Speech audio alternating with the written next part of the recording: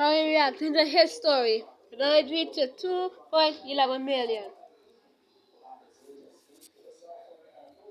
I had my head on my desk watching the clock with 30 minutes left in the math test when I started tapping my pencil. Mrs. Castellan's head snapped up. She ran across the room and slammed her hand on my desk. "What do you think you're doing?" "I was bored. I'll stop if it bothers you." She grabbed Felix's test off his desk and crumpled it in her fist. Felix jumped to his feet. "I wasn't finished. I'm not stupid. You Bro. No man.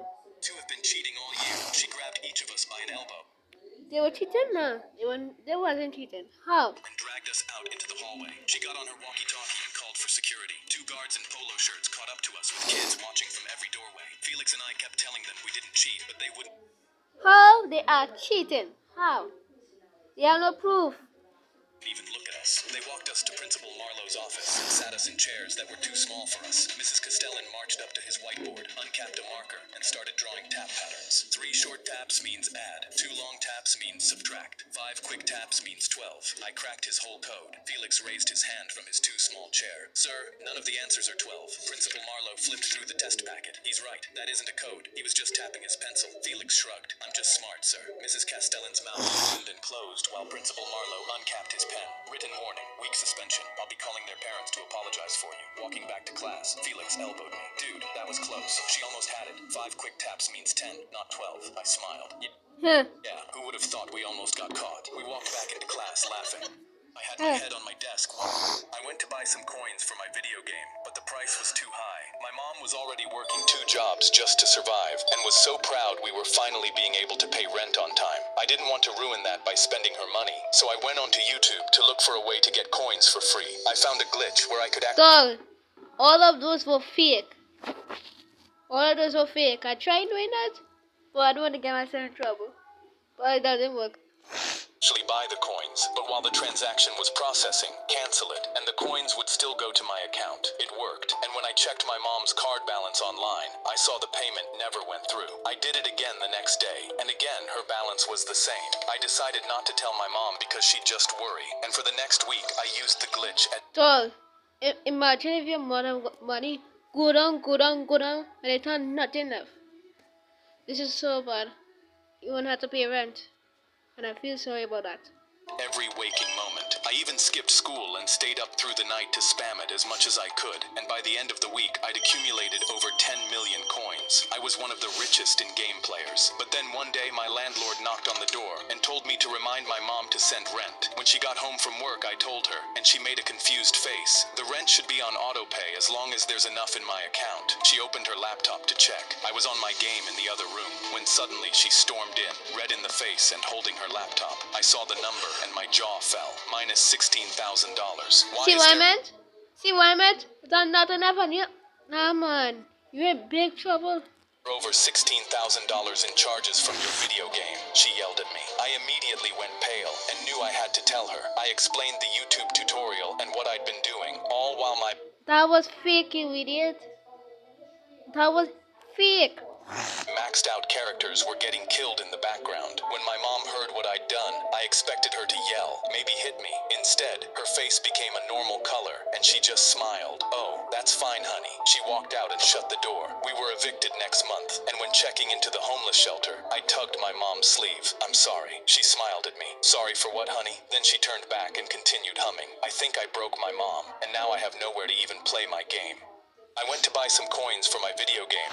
Coach gave us a shot at no Saturday practice and then tried to cheat us out of it. He walked into practice and caught me and Kevin laughing in the free throw line, and instead of running us both, he crossed his arms and said, "I've got a better idea. 10 free throws in a row each. You do it and Saturday's yours. Miss one and the whole team runs 100 laps." Kevin stepped up first and knocked all 10 down without blinking like it was warm-up, and now every single person in that gym was looking at me. I stepped to the line and hit the first one, then the second, and by the 5th, the whole gym had gone quiet, and by the 9th, everyone was on their feet, and coach had stopped writing out lap sheets and was just watching. One left. I bounced the ball 3 times the way I always do, took a breath, and let it go. That's when the clipboard came flying across the court and caught the ball just enough to send it offline, hitting the top of the backboard backboard first, bouncing down to the front of the rim, rattling around the edge, and Coach had already turned away with his arms out smiling before it settled. Oops, looks like you guys are running today. He didn't even finish the sentence before the whole team cut him off screaming. The ball had dropped clean through the net, and not one of us had looked away. When he turned back around and saw it sitting there, his clipboard was already on the floor, and his jaw locked tight. He didn't say a word the whole time he went around taking back every lap sheet he'd handed out. Nobody ran a single lap that Saturday.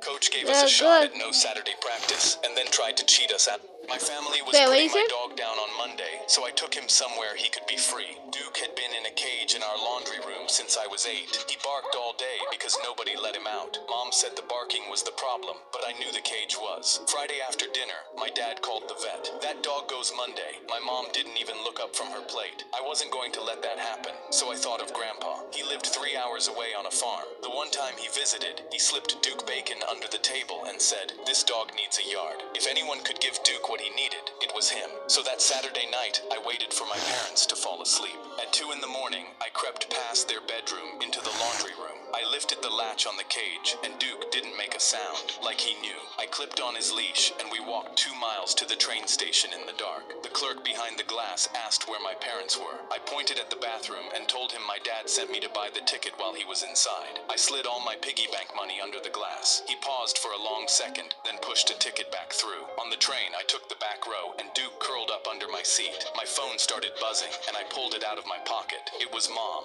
then Dad, then Mom again. I turned it off and shoved it deep in my bag. A woman across the aisle saw Duke poking out from under the seat and smiled. "He's a sweet boy." Duke licked her hand, and she didn't say another word. Duke fell asleep with his head on my leg. I held the leash and stayed wide awake the whole way. I got off at the last stop and walked 3 miles up the dirt road to Grandpa's porch. He was already on it, holding the screen door open. "Get in here, both of you." The next morning, Grandpa walked Duke out to the field, bent down, and unclipped the leash. Duke didn't run at first. He turned and looked back at me. I nodded. He took off across the field, barking like he'd been holding it in his whole life. I sat down in the grass next to Grandpa, and we watched Duke chase butterflies until the sky got dark, like he was finally allowed to be free.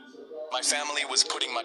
A little girl with no hair walked onto the field at halftime and got ready to take her penalties. For every goal she scored, the club would donate $100 to cancer charity. She was a huge fan, and I saw her at every game, so we were excited to give her this moment. But I remembered before the game, our goalkeeper told me he wasn't going to let her score because it would be embarrassing for him. I thought he was joking until she took her first penalty, and when the ball rolled towards the goal, he stopped it at the line. The smile on the girl's face dropped immediately as the crowd started booing the goalkeeper. The girl looked around, scared of everyone making loud noises, and tried her best to take another penalty. But again, the goalkeeper saved it, smirking the whole time and clapping right at her. I was shocked because his pride was too big to let a girl with cancer score goals for her charity. The crowd booed louder, and when he saved her third penalty, the girl started tearing up. Our goalkeeper pumped his fists in the air, celebrating saving all of her shots. "Not embarrassing me today, little girl." The crowd was now throwing stuff at him, and the girl started crying because her only happy moment in months had just been ruined. That's when I had enough. My own daughter had died of cancer, and I jogged out because I wasn't going to let this jerk ruin her moment. The goalkeeper mouthed, "What are you doing?"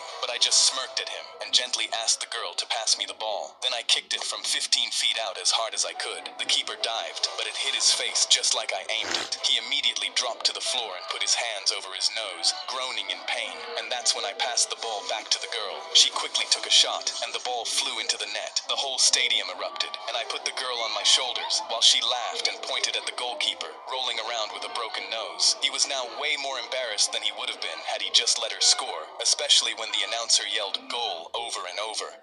A little girl with no... I accidentally told my crush and the entire class that I liked her during project presentations. I was up first. I grabbed the projector cable, walked to the front of the room, and started plugging it into my Chromebook. Then Mindy walked in, the kind of girl that would have you thinking of flowers and forgetting you were holding a cable. I snapped out of it, pulled up my project, and cleared my throat. After yapping for 15 minutes, I finally made it through. Mr. Milton nodded, and the whole class clapped, except Mindy. She had her head resting on her desk. I walked back to my seat and sat down. Mr. Milton said we could do whatever we wanted for the rest of the class period. As soon as he said that, someone popped a bag of chips open and kicked his feet up onto his desk. I focused back on my Chromebook and opened a new tab. I typed, "I have a crush on a girl named Mindy. How can I tell if she likes me back?" The words went up on the wall. Well, you forget to take off the cable. Not your... Wait, wait. Not your fault, but yeah, you forget. All in huge black letters. I'd never disconnected from the projector. I slammed the Chromebook shut. The words stayed. Derek, who sat 2 seats over, looked up. You. He cupped his hands. Yo, everybody look at the screen. I opened the laptop again. The screen was frozen on what I typed. I clicked the X on the tab, and the wall didn't change. I clicked it again. Nothing. The chip bag stopped crinkling. Chairs turned toward me. I dropped down, grabbed the cord with both hands. You better pray nobody or your girlfriend, which is your crush, will find out. Because if your girlfriend find And out or pulled. your It crush didn't find out, move. Derek raised his voice. Mr. Milton. He pointed at the wall. Mr. Milton, look at the board. you is such a snitch. Dog, you such a snitch. If I were a bully, I'll cuff you down the hell away from you. The room cracked up around me. Someone said, "No way." A chair scraped back. Mr. Milton stood up, looked at the screen, walked over, and pulled the cable out of the... It looking like nothing to do. Let's say you're nothing to no enjoying yourself for the rest of your day at YouTube class. wall. The screen went blue. He held the cable and said, "Textbooks, page 204. I put my head down, wishing to make All of them, or just you alone? it all go away. Then I heard one single quiet laugh from behind me. I turned around and saw Mindy smiling. She saw me looking and winked at me, then went back to her textbook. I accidentally told Well, all the class had to do it. it was my first day in prison when a 300-pound inmate What you do? What the hell you do? took one look at me and started sobbing. I was walking down the cell block to find my bunk when he started charging at me like he wanted to kill me. I froze. I don't know, probably you killed somebody that he loved. Probably that's why. Because I had no idea what was going on. Guards tackled him and pinned him to the ground. He was screaming in anger while tears ran down his face. Before I could process what happened, an inmate grabbed my arm. "That's Big Vaughn. Don't mess with him. He's put 3 guys in the infirmary." I didn't do anything, though. He charged at me. I've never even seen him before. He shook his head. "He's probably targeting you. You need to watch your back. I had never seen this man before in my life. Why does he want to kill me?" The next day, I walked Probably you killed somebody that he loved. to the cafeteria. Vaughn was sitting at a table laughing with other inmates. Then he turned his head and saw me. His smile Holy dropped. His eyes shit. started watering with tears, like he was extremely upset to see me. And before I could react, he picked up his food tray and threw it directly towards my face. I ducked. Guards rushed in and dragged him out. He was crying and screaming the whole way out again. Why was this 300-pound... Dog. Don't say it out loud enough. Don't say it out loud. I did not post it, eh? That's the internet for itself. Oh Lord, Father, when the internet going to stop by? Jesus Christ. Now I have some teams left.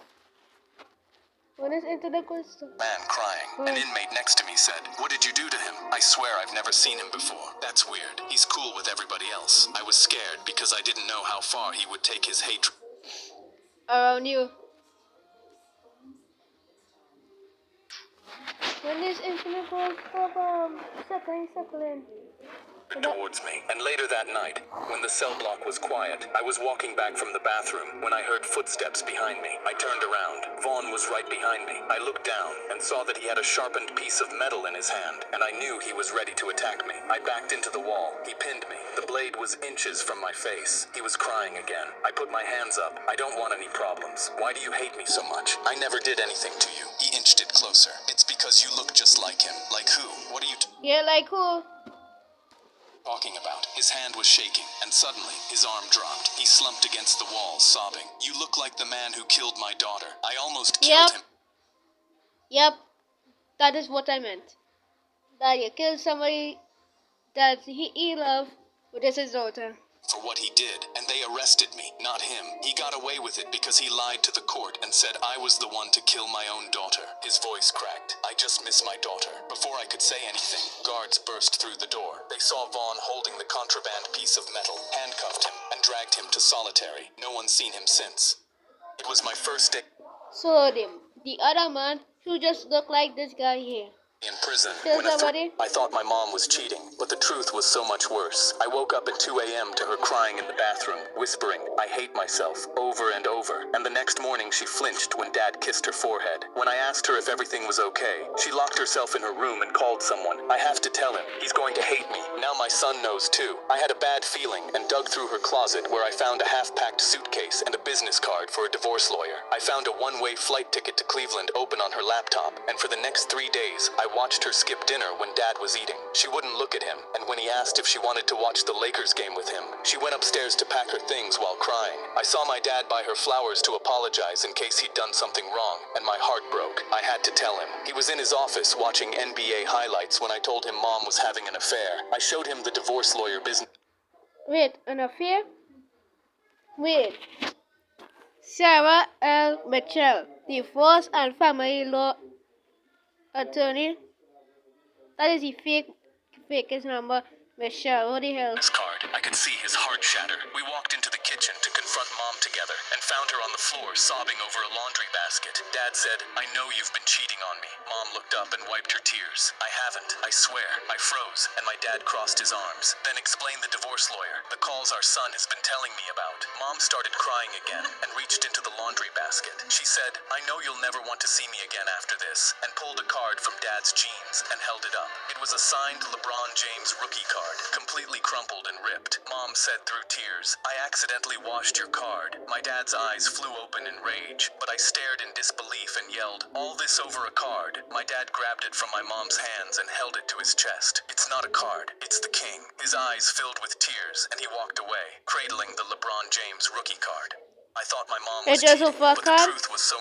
Micah turned his exam face down and got onto his hands and knees and started circling his desk with a low growl. I had heard rumors about him thinking he was a werewolf, and I didn't believe them, but now I knew they were true. The teacher looked up and said, "Micah, get back in your seat. If you fail this exam, you'll have a 1.0 GPA and you'll be expelled." Micah barked at her, and she put her head in her hands like she'd given up on helping him. I looked around the room, and every single person had the exact same expression, pencil frozen, mouth slightly open, completely unsure whether to laugh or run. None of us knew what would happen next. He crawled over to the desks around him and started growling at anyone who moved. "Do not make eye contact," one of the kids whispered, and I genuinely could not tell if they were joking. The teacher sent someone to get the principal, and when he walked in, he sighed in a way that showed this was not the first time this had happened. He looked at the teacher. "I know Micah's behavior is annoying, but he probably failed his exam anyway, so he'll be expelled and out of this school soon." He walked out, and when he came back, he had a piece of grilled chicken from the cafeteria in his hand. He crouched down next to Micah. "Here you go, buddy." Micah took the chicken, climbed back into his chair, and started writing while he ate until everyone finished their test. I couldn't understand what had just happened, but after class, it all made sense. Because when I went back to the classroom, I saw he left behind the foil from the chicken on the table. I picked it up and saw tiny handwriting covering the inside. Every answer to the exam was written on the inside. It all clicked. His mom worked in the lunchroom cafeteria, and she'd put the answers to the exam on the chicken foil. The only reason he acted so crazy was because that was the only way he could get the chicken. I never told anyone.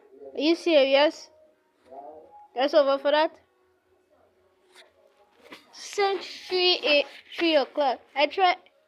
Could anybody help me to download the mangas because I can't find it.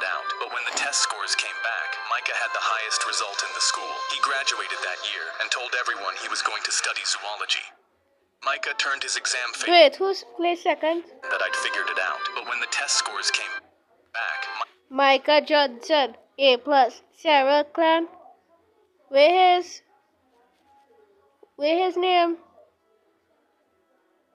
Oh, where to A to B. Minus. Micah had the high. My best man shook me awake. "Bro, wake up. Look at your chest." I looked down, and a woman's face I didn't recognize was tattooed across my entire chest. "Who is that? Did I get that tattooed last night when I was drunk during my bachelor's party?" He held up his camera and laughed. "Bro, I was about to ask you that same question. Your wedding is in 24 hours. You might be cooked." I jumped out of bed and threw on a shirt because I knew I had to get it removed before my future wife saw it. We burst into the first tattoo removal clinic we could find, and I ripped my shirt off. The doctor took one look and shook her head. I can't help you get rid of this. My jaw dropped because I was scared a drunk mistake was about to ruin my wedding. What do you mean? The tattoo is way too big for a laser removal because the laser won't be strong enough to affect it. The only option is a surgery where you cut the skin off. I turned on my phone, ready to text my fiance about what had happened, but my best man shook me. Affected. The only option is a surgery where you cut the skin off. I turned on my phone, ready to text my fiance about what had happened, but my best man grabbed it. Dude, maybe there's one more option. Isn't your mom super holistic? Maybe she has some homemade remedy that can help you. I was skeptical, but figured it was worth a shot. We drove straight to my mom's house, and as soon as we came through the door, I ripped my shirt off. Mom, I need your help. I got a tattoo of another woman last night, and I have no idea who she is, but I need you to help me somehow remove it. When she looked at the tattoo, I expected her to be shocked, but she just nodded and laughed like she expected this. Honey, I know who that woman is. I was so shocked I didn't even know what to say. It's your grandmother. Last night you were drunk and you texted your father saying you wanted a tattoo. He thought you were joking and sent you a photo of his mom, but I guess you took it seriously. My best man shook me. Four of us in the retirement home played hide and seek for the last piece of banana bread pudding. Frank had been eyeing the bowl on the kitchen counter since lunch, and the rule was, whoever stayed hidden the longest got it. How you get so old, Drew the short straw, leaned against the wall, and started counting to 20, while the others scattered down the hallway as fast as walkers and bad knees would let them. I opened my eyes and started my slow lap of the lounge. Walter was the first one I found, standing perfectly still in the corner with a lampshade pulled down overhead. I tapped the shade. He sighed underneath it and shuffled out behind me without taking it off. I almost walked past Frank twice before I noticed his slippers sticking out from under the curtain by the window. I kept looking and walked right past Harold sitting in a wheelchair by the TV with a blanket over his lap and a magazine open. He waved at me as I passed. I waved back. Halfway down the hall, I stopped. I tried to count how many I had left, but couldn't remember if it was one or two, so I figured I'd find out when I ran out. I walked back through the lounge. Walter was still standing in the corner with the lampshade on, like he'd forgotten he could come out. An hour later, maybe two, Said, how the hell you know that you was there? Did the towels in the laundry cart, and Pat was curled up underneath, wrapped in a sheet like a baby. I gathered everyone in the kitchen for the prize, but the plate on the counter was empty. Where's the pudding? The nurse came in with a stack of towels and smiled at us. You ate it 3 hours ago, sweetheart. All 4 of you split it. I rubbed my forehead. Oh man, my dementia's getting worse. Walter. So all people get dementia. Lord father. My homies pulled a folded jersey out of a paper bag, and my hands were shaking before I even touched it. Andre and Big Trey had pooled their money for it. It was a real gold and purple Lakers jersey, James on the back, and the 23 stitched on, not printed. Big Trey held it up against me, and the bottom hit past my knees. Brawn for all, I whispered the way I always did before every shot. Andre grabbed his ball. Let's go ball before Ryder hogs the court. We ran out, and he was already there in those limited LeBron 22s I'd been wanting since they dropped. Big Trey nudged me. He's gonna want that jersey. He clocked the jersey from across the court and stopped what he was doing. Y'all see this? Bro is 4'10" in a LeBron jersey. Who let LeBaby out the crib? I told him to shut up and kept walking. Yeah, he stepped in front of me. Bet you can't dunk in that thing. You dunk one time, my 22s are yours. You miss, the jersey's mine. A crowd was forming before he finished the sentence. I looked over at my homies and on.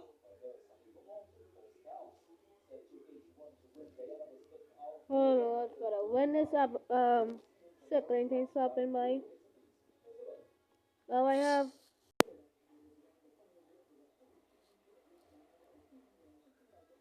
8 minutes.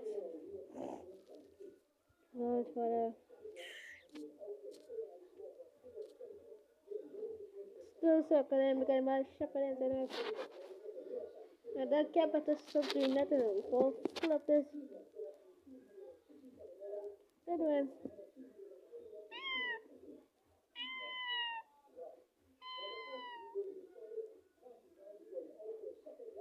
Someone in a minute. Andre flicked his eyes to Big Trey, who gave a tiny nod. I dropped my backpack and walked under the rim. I jumped as high as I could and my fingertips came up about a foot short. Ryder doubled over laughing. Hand it over, la baby. But Andre grabbed my arm and pulled me into a huddle with Big Trey. We got you. Eyes closed. Brawn for all. Trust us. I walked back to the free throw line with Ryder still laughing. I took one dribble. I closed my eyes and screamed brawn for all at the top of my lungs and felt my feet leave the ground. When I opened them, I was hanging from the rim. Ryder's mouth was open and the whole court had gone silent. I dropped down into Big Trey's arms and saw his hands still up where my ribs had been. That's when I knew. They had launched me, with Big Trey catching me under the arms and throwing me at the rim while my eyes were shut. Andre had been the one shouting eyes closed. Ryder bent down, untied the 22s, and slid them across the concrete to me without a word. I sat down right there on the court and pulled them on. They fit perfect. I tapped my chest right where the 23 was stitched. Leave 'em, leave 'em, leave 'em. I ain't brawn for all no more. I'm all for brawn. My homies pulled a... I dropped in at the skate park to show my 14-year-old son what his old man used to do, and broke my hip in 2 seconds. I hit the concrete on my side, the knee I'd torn at 23 on fire. The dragon from 20 years ago was staring up at me from where my deck had landed. Down in the bowl, half a dozen teenagers were laughing so hard. One kid was wheezing into his hands. Another one leaned over the rim with his hands cupped around his mouth. You break a hip, old-timer? My son was laughing right along with them. I limped over to my deck, picked it up, and tucked it under my arm. The same kid cupped his hands again. Yeah, go home, old head, before you embarrass yourself again. I started walking toward the parking lot. The wheezing kid scrambled out of the bowl behind me. Yo, wait. I stopped and turned around to find him standing 10 feet away with both hands on top of his head, his eyes locked on the dragon. Where did you get that board? Off the line at my own signing. I designed the whole pro deck. 3 seconds later, the whole park had gone silent. The kid in the bowl stopped mid-trick, and the girl on the bench dropped her phone in her lap. The wheezing kid grabbed his friend's arm and pointed at the dragon. It's him. It's the dragon deck. Another kid dropped his board mid-step and ran over to me. My uncle has your poster in his garage. His friend pushed past him to get closer. My dad watched your last contest live. A third kid was already sprinting over from the half pipe. My brother said you would have been better than Tony Hawk if you hadn't blown your knee out. My son hadn't moved the whole time. He walked through the teens, took the board out of my hand, and traced the dragon with his finger. Dad, can I have it? I dropped in at the skate park to show my... I watched my roommate get strapped to a giant wheel for Hell Week. I looked around the lawn. Pledges were puking into buckets, drinking out of red cups, and crawling through the dirt. The Kappa letters were lit up over the front porch, and frat guys were screaming over each other at every station. I walked up to the wheel and grabbed my roommate's arm. Pledging is stupid. I drove here to take you home. He looked at me like he didn't recognize me. He shook his arm free and looked past me at the pledge master. Spin me. They cranked the handle until his head was a blur. They cut him loose and he stumbled 4 steps and threw up into a bucket. He wiped his mouth on his sleeve and grinned at me. I'm getting in. The pledge master walked him to the next station. They handed him a fifth of vodka and a tray of hot dogs and told him to finish both before he could move on. He drank until his eyes watered and chewed until he couldn't close his mouth. He looked at me with mustard on his chin. Almost there. 2 of them backed a pickup truck onto the lawn and tied a rope from the bumper to his belt. The pledge master told him he had to keep up at a jog or get dragged. He kept up for 30 yards. Then he didn't. The whole lawn cheered as he was dragged across the grass on his stomach. They cut him loose, and he stood up with grass stains on his teeth. One more. They walked him to the obstacle course at the edge of the lawn. The first section was a long bed of dog bones laid across the grass. They told him he had to walk across it barefoot. He took his shoes off and went across without stopping. The next section was a bed of Legos. He stepped onto the first one and made a sound I've never heard a person make. He kept walking. He came out the other side, leaving red footprints in the grass, and laughed at the sky. The pledge master pointed at the last station, a row of stones laid out across the fire pit, flames already coming up between them. He told my roommate that was the final challenge. Walk across barefoot, and he was in. My roommate took 1 step toward it, then another. I crossed the lawn at a sprint. I grabbed his arm before his foot left the ground, and I yanked him backward into the grass. He went down and stayed down. He looked up at me with eyes I didn't recognize. Bro, I'm almost in. The pledge master walked over. He's got 1 stage left. Let him finish. I didn't look at the pledge master. I picked my roommate up under both arms, and I walked him off the lawn the way you walk a drunk friend out of a bar. He didn't fight me. By the time we reached the sidewalk, his legs were giving out, and he was leaning his whole weight on me. He looked at the house over his shoulder. Did I get in? I didn't answer. I want...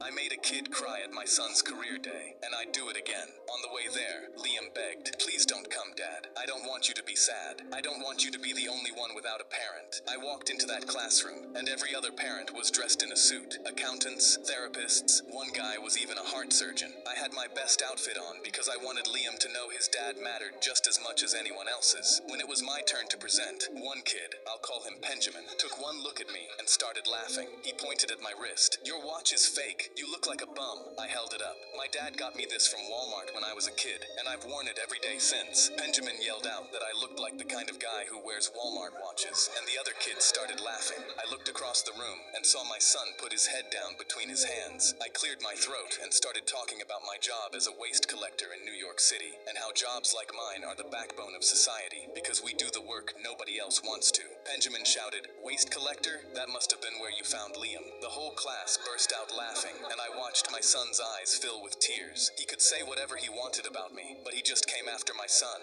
I had noticed Benjamin's dad wasn't anywhere in that room, and Liam had warned me in that car that Benjamin didn't have a dad, so I should keep my mouth shut about it. But I didn't care. I looked Benjamin dead in the eyes and said, "At least Liam has a loving father. Yours left you." And honestly, I don't blame him. You're the first ever child I'd actually blame for a divorce. You insufferable little shit. I made a kid cry at my son's career Really day. dissociate little shit. My mouth shut about it, but I didn't care. I looked Benjamin dead in the eyes and said, "At least Liam has a loving father. Yours left you." And honestly, I don't blame him. You're the first ever child I'd actually blame for a divorce. You insufferable little shit. I made a kid cry at my...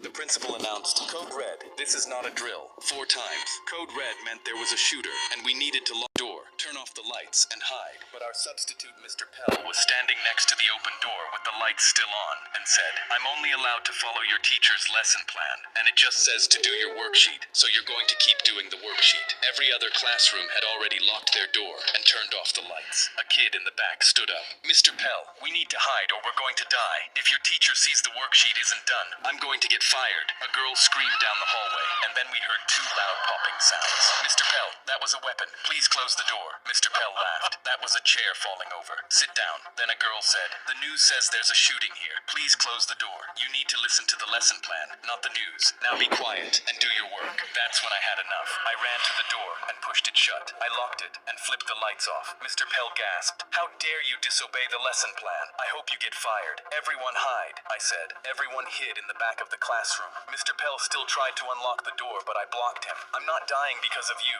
Mr. Pell gritted his teeth, and that's when we heard footsteps walking down the hallway. And then our door handle rattled, but the door was locked. But Mr. Pell was reaching to unlock it, so I punched him so hard, he knocked out. And then the footsteps walked away. Nobody said a word for 40 minutes, until the SWAT team knocked in a special way and said the shooters had been arrested. Then the principal came to our room and told Mr. Pell, "You left the door open during a school shooting. You're fired." Mr. Pell stormed up to me. "You got me fired. All you had to do was follow the lesson plan." I balled my fist like I was going to hit him again. He screamed like a little girl and hid behind the principal. The principal announced... Yeah, you're screaming like a little girl. Next, after, I will react to Certified Samsung. Bye-bye.